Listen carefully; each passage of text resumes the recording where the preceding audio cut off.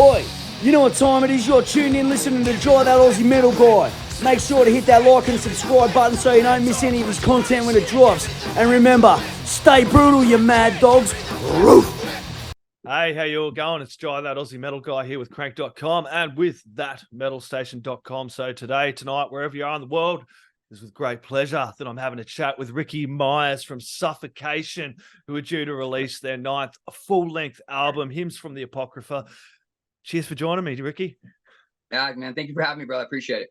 No, thank you, man. Absolute pleasure. I did have a chat with Derek when you dropped the Live in North America album. I think that was around 2021, and Frank was kind of stepping down as, you know, more time with family and things like that as well.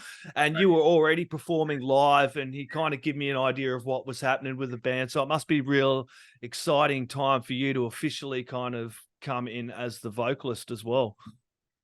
Yeah, man. I mean, big shoes to fill. Frank is Frank. He's a legend, and yeah. But I'm super excited, man. After all these years, I finally got to do an album and stuff with him. Yeah. So, what was that time like for you? Because you're already doing a whole heap of other stuff. People probably already know you from Disgorge and Sarcolytic, and you've done a little bit of stuff there with Cinerary, and you've done the vocals with Serpent's Whisper as well. So people kind of knew you before as well. What was it like, kind of transitioning from the drums to kind of vocals? Yeah, that was crazy. It's totally different, man. Because I'm back here hidden usually, and now I come out to the forefront, to one of the bigger death metal bands, So yeah, man, big change. A lot of nervous and big shoes to fill. So it's just been a learning experience for sure.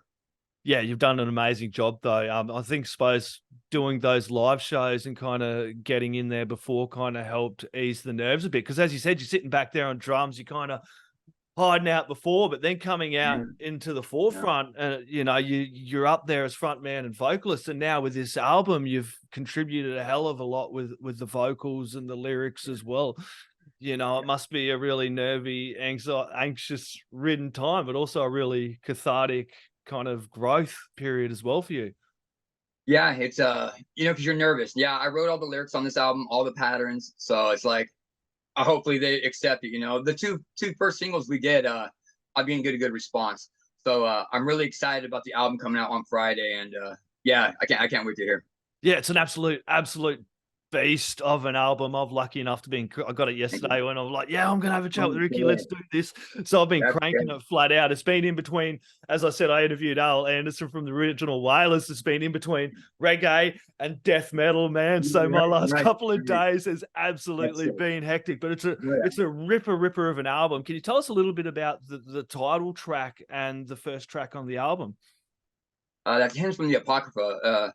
That song pertains to the fallen that came down here to earth, and they're letting humans know that, embrace this life that you've been given, because we weren't able to get the life you have, and we're not loved anymore by, the creator. So he's just letting them know that they're going to be there and they're going to torment us for the rest of our lives. Yeah, that's an awesome opening track there. And I want to jump into kind of like you tell us a little bit about what it was like for the songwriting process for you and creating these lyrics. Because as you said, this is like the first time stepping up and creating these lyrics for Suffocation and taking on the full-time role as the front man as well. Yeah, I actually I've had this thought in my head for a long time. I read a lot of books, the Book of Enoch and Zachariah Sitchin books and stuff like that. So I've had this idea in my head a long time, and I was able finally to get it out on paper. So yeah, I'm really excited. Yeah, definitely. There's some killer tracks on there. Let's jump into the first single though, the Seraphim Enslavement. No, that one was the second one. The first single was the Perpetual Deception, wasn't it?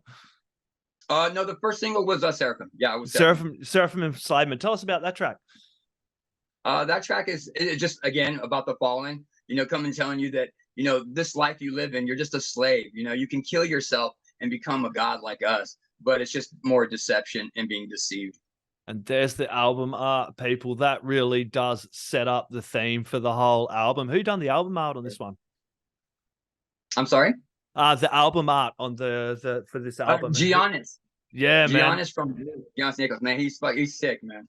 Yeah, it really It's does like, set the theme. I'm old school. I love vinyls and records and CDs, and yeah, you know, it yeah, always for me. I was talking about this the other day, with Nicholas England from the Halo Effect, and we were chatting about how cool it is to have these album covers, and it kind of, you know, it does. People forget how this kind of builds the theme of the album as well. Kind of having that absolutely. striking album art that immediately you can connect with the album. Yeah, yeah, we tried to do that with that, and also the first video we did, Seraphim, where we put ourselves into that world. That's actually where, into that album. If you look, there's like rocks and stuff that are like that. So we're actually in that. We want to make it like that, and we want to give that feel you were talking about. You want to feel like you're looking at the album, you go, you kind of get the lyrics with that and everything else, just like they used to. Yeah, definitely. And people go grab the vinyl and record. Just side note on that. You did do the re-recording of the Ignorant Deprivation from the 1993 album Breeding the Spawn as well. That does feature Frank on there, which is pretty cool. Yeah. Yeah. I didn't. They asked me if I wanted to do it or do it with them, and I didn't feel right. I wanted Frank to do it because he's already done that album. Yeah. I really didn't want to have to go and re-record something he's already done. So yeah, we asked him to come in and do it. Yeah, well, the whole process in which the Suffocation has handled this has been absolutely unreal, man. Bringing you guys in, and there's just people, Frank, like me and Derek talked about this in great detail. Like, Frank just wanting time with his family, and we even discussed Derek. He was really excited because I think he was engaged and getting married soon as well, which was unreal time for you guys. And then to have this album and to kind of see it continuing, but kind of this regrowth of Suffocation and this kind of unleashing of a new blood per se. It must be a really cool time for you guys. Yeah, It really is. I mean, you got me, Charlie, and Eric. We're the newer guys coming in, and yeah, we're just hungry for it. We want to make it. We try to go back old school with it, with us writing and stuff. And we think we accomplished that on this album. But yeah, man, we're really excited the way everything went down. Frank gave us approval. We're still friends with Frank and everybody in the band, so we all get along. So it's really good.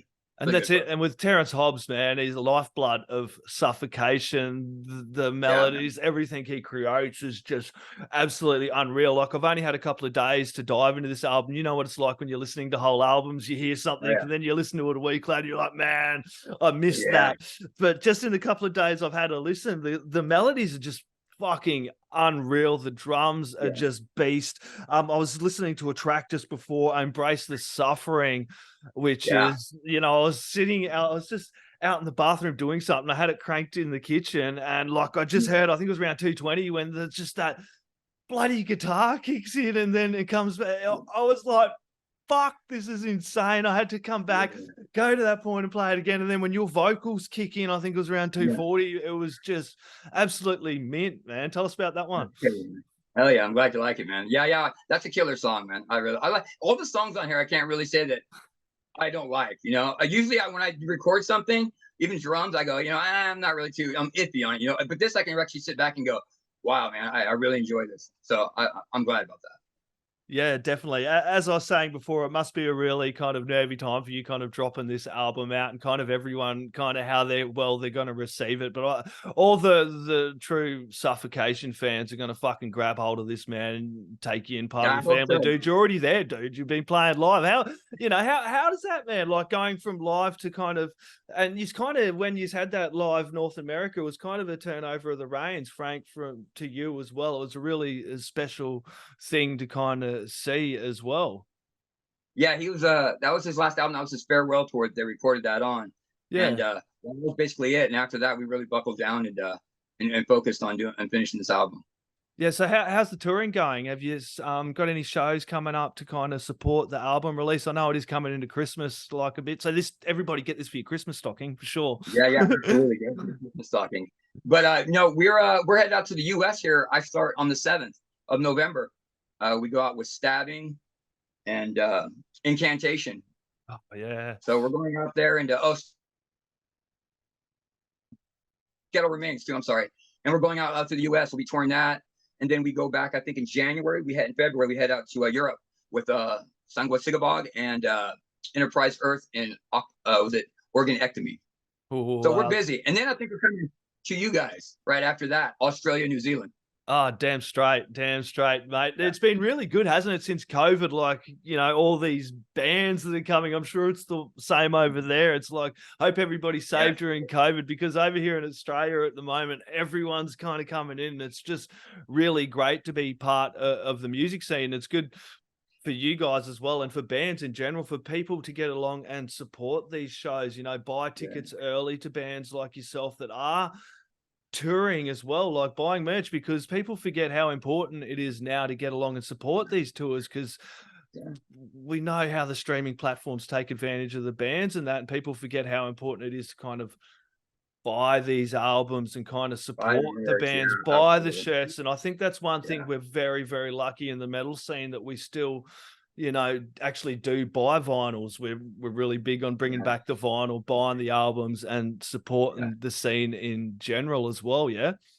Yeah. I mean, it's huge. I mean, like you said, COVID, when you're locked up for 2 years and you can't do anything, especially when you're used to going to shows or playing shows, and that's taken from you. It's huge. When you get it back, you go, wow, man, I'm thankful for what, we're able to do, because who wants to be trapped in the fucking house for fucking 2 years? You know what I'm saying? It's great, man. I mean, it's awesome, dude. I'm so glad to be back out and touring and meeting the fans. And yeah, like you said, they do buy the albums, they do buy the shirts, and they just keep buying them. So it's awesome. Yeah. So I got to ask this. I've been asking this the last few interviews. Kind of what inspires and motivates you as a musician, Ricky? You know what? I mean, just playing with good musicians. You know what I mean? You also, I play with Terrence. I play with Derek, Eric. Charlie. In my opinion, they're some of the best musicians I've ever played with. I know that for a fact. And they just want it, man. And they always are trying to get better. And you see that, and you're like, man, after all these years, why not follow suit with that, and just stay in line and just keep working at your craft, man. And yeah, man, I love those guys. And it's been really good. And that's one thing Suffocation has always been good for. They've always pushed the boundaries, but they've still kept their foot in the traditional death metal sound. You know exactly what I mean. Absolutely. I mean, we have a sound. We always say, if that doesn't sound like Suffa, at least elements of it, then we're probably not going to use it. We did go a little different on some things on this album, but nothing too that was like drastic, no highs or anything like that. But no, that just comes back to exactly what I said. Like Suffocation have always kept pushing those boundaries a little bit, but still keeping it that way. Absolutely. Everyone is going to be really, really impressed for this album. I know. Look, every artist, I hate asking this, man, but like, it's like picking a favorite child for that week. But which is your favorite track this week, man? Oh man, I'll give two. One is Hobbs' song, and that's Hymns from the Apocrypha. And then Charlie's song, Immortal Execration. Those are probably, those were they're brutal, man. Yeah, they're absolutely brutal. Everybody go and grab this album. It is an absolute ripper of an album. Ricky, look, this has been an absolute pleasure, my friend. I'm hoping to chat with you when you get down under next year. Absolutely. Thank you so very much. Do you have any last words, shout outs, thank yous, or anything else you'd like to add in there, my friend?